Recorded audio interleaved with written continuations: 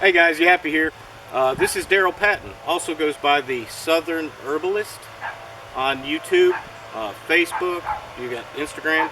Nah. No Instagram. No Twitter. No Twitter. That's a good thing. I don't twit either. Anyway, I've known Mr. Darryl probably 5-6 years, and my wife and I went through his herb class, which he takes and see all that out there, all that stuff, trees and plants and everything.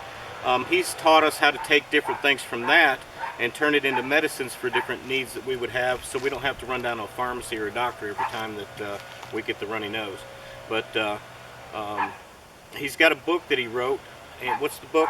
Mountain Medicine. Mountain Medicine that he wrote.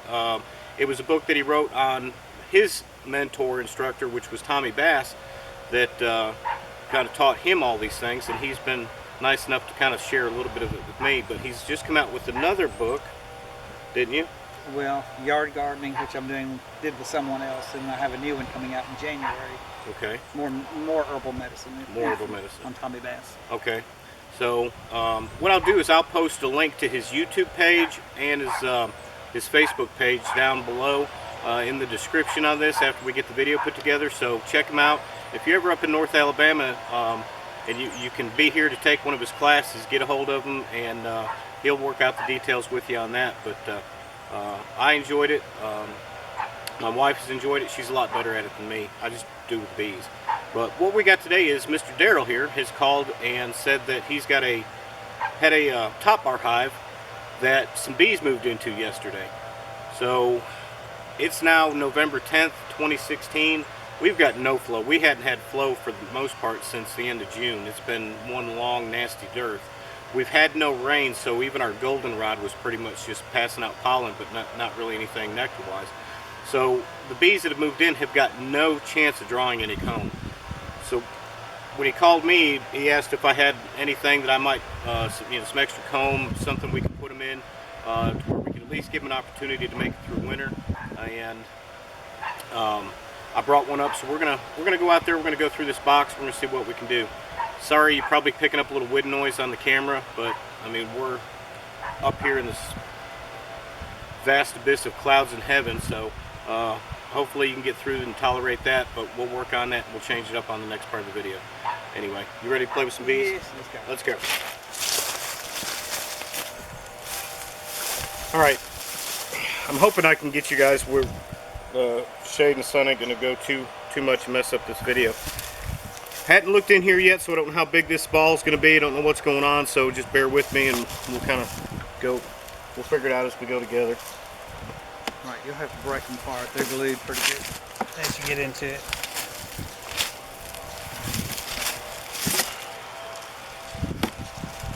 Does your window open up? Yeah. Look down through there and see where the biggest part of the cluster is. Oh, I got it. They're right here. Yeah, about right here. Okay.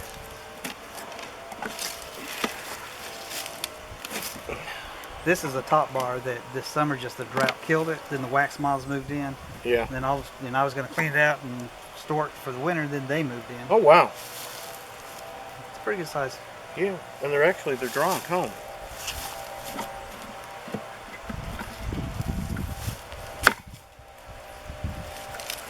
Yes, they are. Yeah. Be honest with you guys, we may just leave them in here. All right, I don't know if you guys can see. There we go. So we kind of had this feeling there wouldn't be much. There's no nectar flowing, so they brought enough with them, and they found something out here where they could get started. But I mean, they're doing excellent. And up here with the sun shining on them regular and everything else, we're not gonna mess with them. But this is beyond amazing for.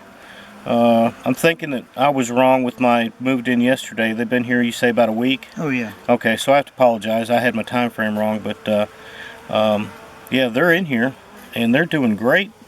Oh, Man. so we've decided there is no reason to have to mess with these. You know, they're drawing comb, they're doing their job.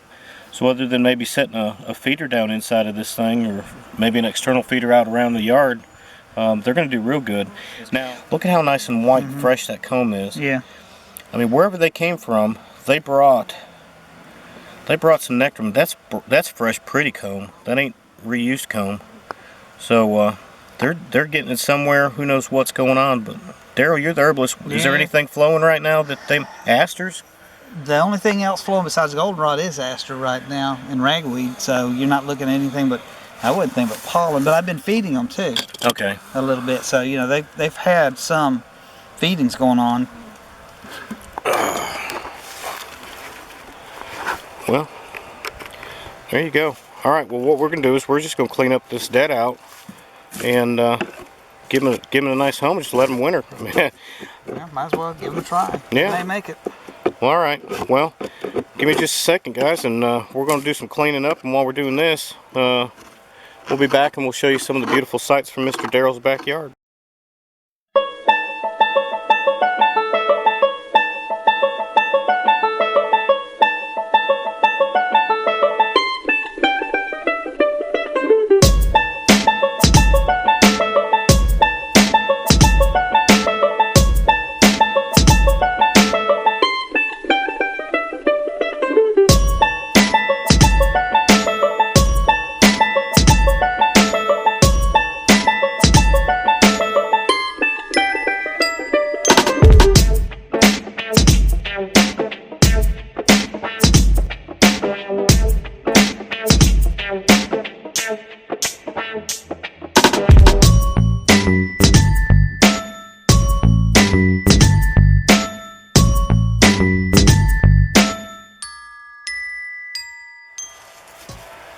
Alright, gang, as you can tell, we are not going to put them in the nuke. So we've taken and we cleaned the dead out mess of wax moths and very few hive beetles, to be honest with you, but there wasn't really a whole lot in here for them to eat, so that's not right. But what we're doing is we're going to keep cleaning up the rest of this stuff to a degree and make sure that they've got a good clean start. But this thing, Mr. Darryl's got bees. He's raised bees before many years ago, and still keeps them. And with this is the first top bar hive I've ever lost. When it hit real bad drought time this year, it's like they went through a slow, steady decline. And that was the first. Never have lost one to disease, beetles, nothing. And then this year, all of a sudden, noticed the dwindling. Yeah. Well, you're not far from. You got water everywhere. I mean, he keeps. You got a little. Oh yeah, we got. There's water sitting right here next to him. 1,200 gallons of water in the water garden. Yeah. It wasn't a lack of water. I think it was just the flow cut off at the wrong time. They had swarmed. Yeah. And I missed the swarm. They were already gone, and I think they got on the weak side, and that was it. You know, I'm probably going to get a lot of ribbing because of the fact everything about this hive is so nasty and blah blah blah. Deal with it. But been sitting here for a while. Yeah, I mean, this is part of it. Well, everybody gets all worked up. There's a lot of new beekeepers will get worked up saying, you know, how much of this all do I got to do, and what, you know, how much have I got to clean out, and everything else. Once you take and clear out those cocoons off those wax moths, personally, if there's not bees in it, I'll take a hand torch, one of them little propane hand torches, and run along everything just to give it a nothing. Just to take it, and after I've gone over it, I'll take and I'll burn everything to a degree. But I mean, that's not even necessary. I mean, as a bee remover, I've seen bees move into stuff that would blow your mind. Where there was bees a few years ago, somebody sprayed and killed them, and then new bees move in because that residual off that spray has gone away. And new bees move in, they clean up shop, and they turn around, take over, and everything goes great again. So this ain't no big deal. I don't want to hear about it. And it's easy enough to clean up anyway. Yeah, really. So not much excitement. It's more of a This is more of a hive inspection than it is. There it is. See him coming and going. How many pounds? You think that's about, what, about 3 pounds worth of bees? Maybe 2.5? 2.5, 3. Yeah, 3 would be pushing it, but every bit of 2 pounds. But they brought enough with them from wherever they came from to start setting up again. I mean, and about 6 combs. They're drawing on the ends, so I'm counting them.